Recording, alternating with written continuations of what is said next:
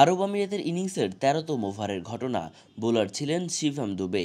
সেই ডেলিভারিটি অতিরিক্ত বাউন্সার ছিল, ফলে ব্যাটসম্যান বলটি খেলতে পারেননি এবং তা সরাসরি চলে যায় উইকেটরক্ষক সঞ্জু স্যামসনের হাতে।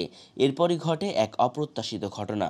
প্রথমে মনে হচ্ছিল বোলারের তোয়ালে পড়ে গেছে, কিন্তু এর পেছনে আসল ঘটনা তখনও বোঝা যাচ্ছিল না।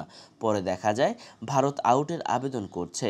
বাংলাদেশি আম্পায়ার গাজী সোহেল সিদ্ধান্তটি তৃতীয় আম্পায়ারের কাছে পাঠিয়ে দেয়।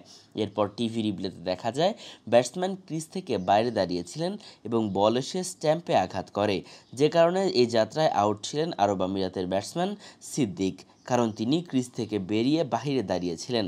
টিভি আম্পায়ার জায়ান্ট স্ক্রিনে নিজের সিদ্ধান্ত জানিয়ে দেন এবং অপ্রত্যাশিতভাবে আউট হয়ে ফিরছিলেন সিদ্দিক। কিন্তু তখনই ঘটে সবচেয়ে মজার ব্যাপার, কেননা জাতীয় দলের অধিনায়ক সূর্যকুমার যাদব এই আউটটি গ্রহণ করেননি, বরং তিনি আউটটি প্রত্যাহার করেছেন এবং বাংলাদেশি আম্পায়ার গাজী সোহেলের কাছে গিয়ে তিনি বলেন, আপনি ব্যাটসম্যানকে ফিরিয়ে আনুন, আমরা এই ধরনের আউট নিতে পারি না।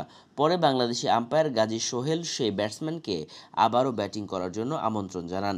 আর এই যাত্রায় সূর্যকুমার যাদব দেখিয়েছেন দারুণ এক স্পোর্টসম্যানশিপ। অপ্রত্যাশিত এমন আউট না নেওয়ায় সামাজিক যোগাযোগ মাধ্যমে তিনি ব্যাপক প্রশংসা পাচ্ছেন। প্রিয় দর্শক, সূর্যকুমার যাদবের এই সিদ্ধান্তটা আপনারা কিভাবে দেখছেন তা অবশ্যই কমেন্ট করে জানাবেন। Murtaza Tanvir, news desk, Bengali mail.